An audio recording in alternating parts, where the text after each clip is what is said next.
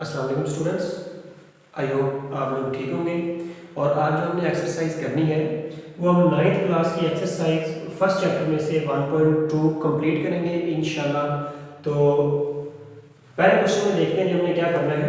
आपके पास first question है कि find the following identity matrices, unit matrices, row matrices, column matrices and null matrices. कि हमारे पास जो क्वेश्चन 1 है हमें ए बी सी डी और ई और एफ दिया गया है।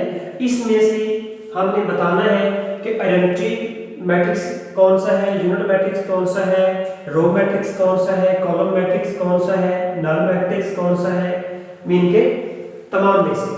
तो सबसे पहले हम बढ़ते हैं ए की तरफ। तो हमारे पास ए इक्वल टू रो 1 के तमाम जो एंट्रीज हैं वो भी 0 है और रो 2 की तमाम एंट्रीज जो है वो भी क्या है, 0 है। अच्छा जी, तो आप लोगों ने डेफिनेशन भी पढ़ी हुई है कि अगर तमाम की तमाम जो एंट्रीज होती हैं किसी भी कॉलम की, किसी भी मैट्रिक्स की, अगर वो 0 हो जाती हैं तो वो हमारे पास नल मैट्रिक्स हो जाता है। If all the entries of the given matrices या of the given matrix then the matrix will call null matrix. हम उसको क्या कह देंगे, हम कह देंगे कि जो हमारे पास मैट्रिक्स गिवन किया गया है वो हमारे पास नल मैट्रिक्स है। If all the entries of the matrix is 0 then the matrix is called null matrix. तो हम कह देंगे कि जो हमारे पास ए है ये नल मैट्रिक है।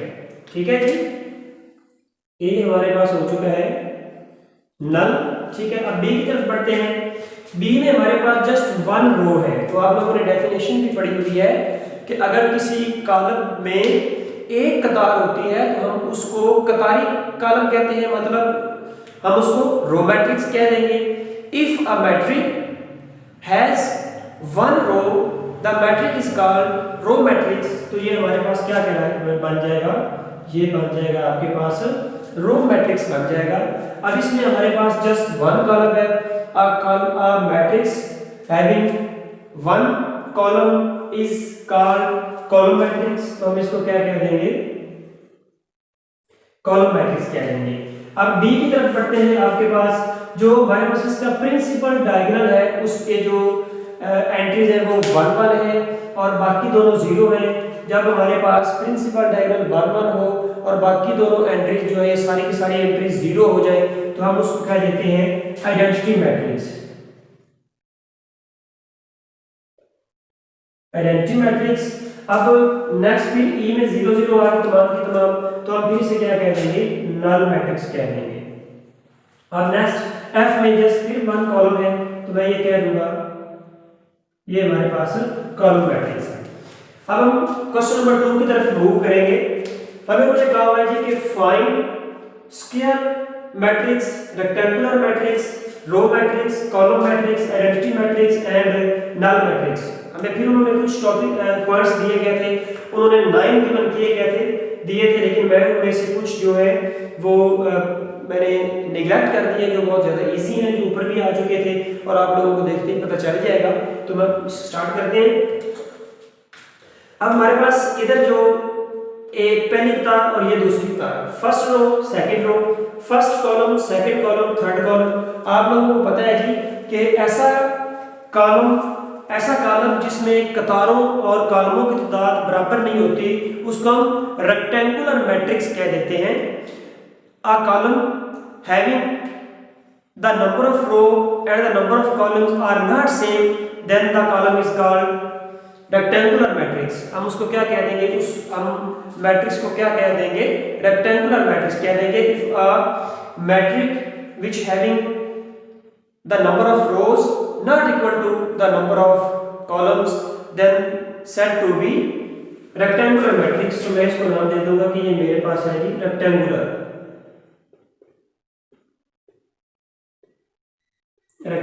है।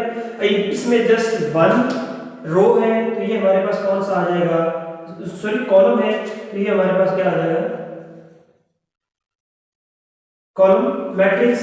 अब ये इसमें जो नंबर ऑफ रोज और नंबर ऑफ कॉलम्स है वो इक्वल आ चुकी है तो वो हमारे पास कौन सा हो जाएगा, स्क्वायर स्क्वायर मैट्रिक्स। अब इसमें फिर एक रो है तो ये कौन सा हो जाएगा, रो मैट्रिक्स, और ये फिर हमारे पास क्या हो जाएगा, नल मैट्रिक्स हो जाएगा। ठीक है जी। अब हम नेक्स्ट क्वेश्चन की तरफ मूव करेंगे। तो हमारे पास क्वेश्चन नंबर 3 उन्होंने गिवन किया हुआ है कि find identity matrix, diagonal matrix, scalar matrix and unit matrix. तो मैं यहाँ जो फर्स्ट उसका पार्ट है वो लिखता हूँ। मेरे पास क्वेश्चन नंबर है जी 3 और उसका जो क्वेश्चन नंबर है वो मैंने फर्स्ट लिख लिया 4004। अब देखें जी, अब यहाँ पे हमारे पास इसकी जो प्रिंसिपल डायगोनल की एंट्रीज आ रही है वो सेम आ रही है। क्या आ रही है, सेम आ रही है। तो ऐसा कॉलम जिसमें जो हमारे पास लीडिंग डायगोनल होता है उसकी एंट्रीज क्या आ जाए, सेम आ जाए। अगर वो 1 1 आ जाती है और बाकी नंबर 0 हो जाते हैं फिर तो वो हमारे पास आइडेंटिटी हो जाएगा। अगर वो सेम आ जाती है, 2 2 आ जाता है, 3 3 आ जाता है, 4 4 आ जाता है और दोनों नंबर बाकी के 0 हो जाते हैं तो उसको हम कह देते हैं कि हमारे पास स्केलर मैट्रिक्स है। ये हमारे पास कौन सा है, स्केलर है। तो मैं इसको यहाँ पे लिख दूंगा CALAR, स्केलर है। अब मैं इसमें से कोई और एक पोर्शन लिख लेता हूं जो कि 2 0 0 -1 है, 2 0 0 एंड -1 है। अब इसमें आप देखेंगे जो स्केलर डायगोनल है उसके दोनों जो एंट्रीज है वो 0 है और प्रिंसिपल डायगोनल की ये 2 है, ये 1 है, मैच नहीं कर रही। मैंने आपको बता दिया अगर यहाँ पे 1 1 हो जाए तो ये क्या हो गया, आइडेंटिटी। अगर यहाँ पे सेम नंबर आ जाए 1 के अलावा तो वो हमारे पास क्या हो गया, स्केलर हो गया। अब इधर हमारे पास डायगोनल में अगर एक भी नॉन जीरो नंबर आ जाता है, बाकी 0 हो जाए सारे, एक भी नॉन जीरो आ जाए तो उसको हम क्या कह देते हैं, डायगोनल कह देते हैं। तो डायगोनल मैट्रिक्स कह देते हैं कि अ मैट्रिक्स, इसकी डेफिनेशन करें, if a matrix having one non-zero number in the diagonal, the matrix is called diagonal matrix। कम से कम एक नंबर गैर सिफरी होना चाहिए, लेकिन यहाँ पे दोनों गैर सिफरी हैं तो मैं क्या दूंगा, ये मेरे पास क्या है, ये डायगोनल मैट्रिक्स है। ठीक हो गया जी। आगे वाले जो आपको पता चल चुका है उसमें से कि हमारे पास जो मैंने आपको तीनों बता दिए कि अगर 1 1 आ जाता है एज लाइक डी तो ये आइडेंटिटी हो गया। अगर 4 4 या 3 3 5 5 6 6 आ जाएगा इसके प्रिंसिपल डायगोनल में तो वो हमारे पास क्या हो जाएगा, स्केलर। और अगर इसके डायगोनल में हमारे पास जो एक भी गैर सिफरी हिस्सा आ जाता है तो वो हमारे पास डायगोनल मैट्रिक्स हो जाएगा। हमने ये 3 क्वेश्चन देख लिए हैं। अब हम क्वेश्चन नंबर 4 की तरफ मूव करेंगे कि हमारे पास जो क्वेश्चन नंबर 4 है उसमें हमने क्या देखना है। ठीक है जी। तो मैं पहले इसको रेज कर देता हूं।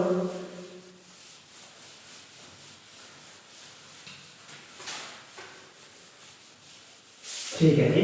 तो क्वेश्चन नंबर हमारे पास है जी 4। मैं यहाँ पे साथ साथ राइट भी कर देता हूं। क्वेश्चन नंबर 4 आपने क्या करना है जी, इनमें से नेगेटिव मैट्रिसेस आपने क्या करने हैं, फाइंड करने हैं। Find the following negative matrices. ठीक है जी। आपने क्या करना है, नेगेटिव मैट्रिसेस फाइंड करने हैं। हमारे पास जो पहला क्वेश्चन उन्होंने दिया हुआ है उसका पार्ट है जी ए का और उसमें हमारे पास वैल्यूज आ रही हैं 1 0 और -1 है। अब मैं आपको बताता चलूं, हमने इसके नेगेटिव मैट्रिसेस फाइंड करने हैं। अब फॉर एग्जांपल हमें कोई एक नंबर गिवन कर दिया जाता है और वो हमें कहते हैं कि आपने इसका नेगेटिव नंबर फाइंड करना है। मैं कहता हूँ मेरे पास एक नंबर है 5। तो आप लोगों को पता है जब हम 5 का नेगेटिव नंबर फाइंड करेंगे तो मैं कह दूं जी -5 इसका नेगेटिव नंबर है। अगर 4 है तो इसका -4 नेगेटिव नंबर है। अगर 3 है तो इसका -3 नेगेटिव नंबर है। 2 है तो इसका -2 नेगेटिव नंबर है। आप बड़ी इजी से इसको बता सकते हैं। तो सेम एज इट इज हम यहाँ पे भी क्या करेंगे, मैं कहूँगा कि इस a का -a जो है वो नेगेटिव मैट्रिक्स है और आपने तमाम की तमाम एंट्रीज की साइन को क्या कर देना है, तब्दील कर देना है। आम अल्फाज में कहें मल्टीप्लाई -1 से करवाएंगे तो वो तब्दील हो जाएंगे, तो आप डायरेक्टली इसको तब्दील कर दें। ये +1 है तो ये -1 हो जाएगा, 0 के साथ कोई भी साइन आ गया तो फर्क नहीं पड़ेगा। ये -1 है तो ये क्या हो जाएगा, +1। तो ये हमारे पास इसका क्या आ गया, नेगेटिव मैट्रिक्स आ गया। एक और मैं आपको इसमें से बता देता हूँ ताकि आप लोगों को अच्छे से समझ आ जाए। इसका जो नेक्स्ट पार्ट है वो हमारे पास है जी 1 - 5 2 3। ई पार्ट है जी इसका 1 - 5 2 और 3 है, ठीक है जी। सेम ऐसे हमारा करेंगे, मैं कहता हूँ -e मेरे पास इसका जी नेगेटिव है और 1 क्या हो जाएगा, -1 हो जाएगा, -5 है, +5 2 जो है वो -2 हो जाएगा और 3 जो है वो -3 हो जाएगा। जब भी आपने नेगेटिव मैट्रिक्स फाइंड करना है, जस्ट हम क्या करेंगे, उसकी साइंस चेंज कर देंगे तमाम की तमाम एंट्रीज की। ये हमने काम करना है। अब हम क्वेश्चन नंबर आगे 5 की तरफ मूव करते हैं जी। तो क्वेश्चन नंबर 5 में हमने क्या करना है, तो क्वेश्चन नंबर 5 उसमें हमने करना है जी फाइंड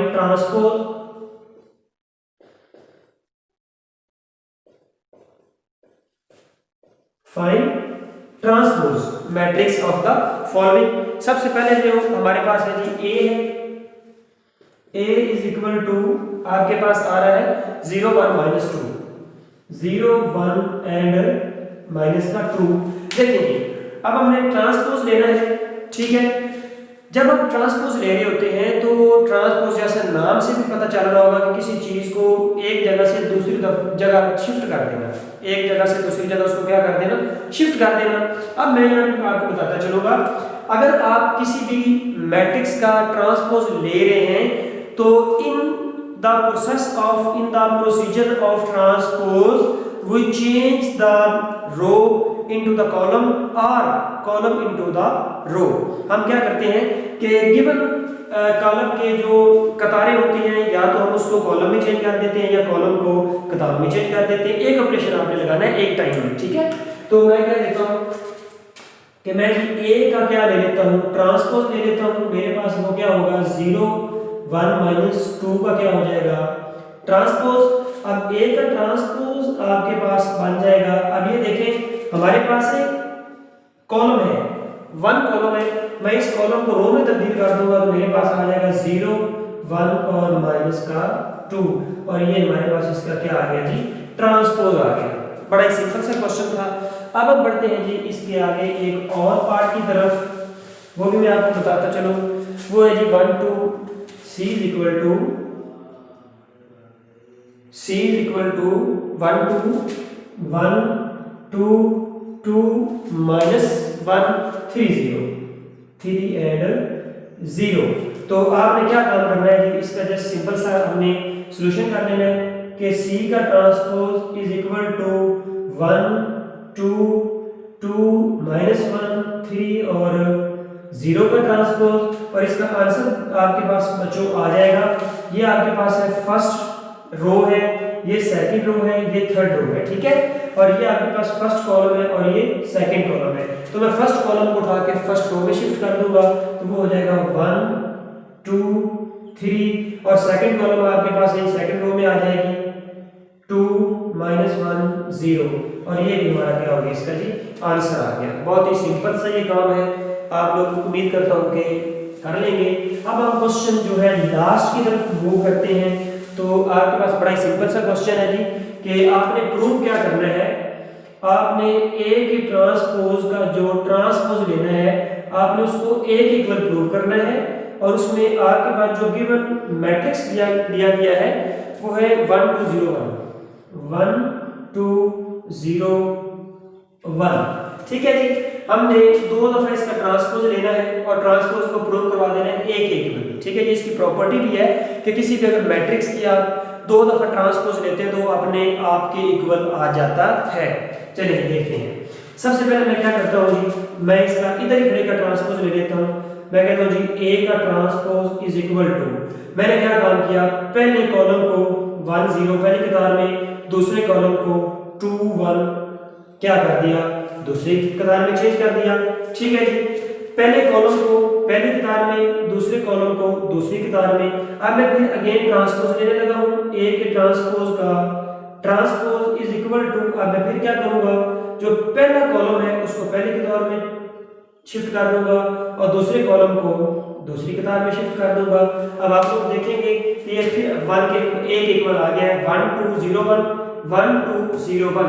मैं यहाँ पे लिख सकता हूँ कि हमारे पास मैंने हेंस प्रूव ए के ट्रांसपोज का ट्रांसपोज इज इक्वल टू ए। क्या हमने जो ए के ट्रांसपोज का ट्रांसपोज लिया है वो किसके इक्वल आ चुका है जी, ए के इक्वल आ चुका है। उम्मीद करते हैं कि आपको जो ये सारी की सारी एक्सरसाइज है ये अच्छे से समझ आ गई होगी और आप इसको अच्छी तरीके से कर भी लेंगे। अल्लाह हाफिज।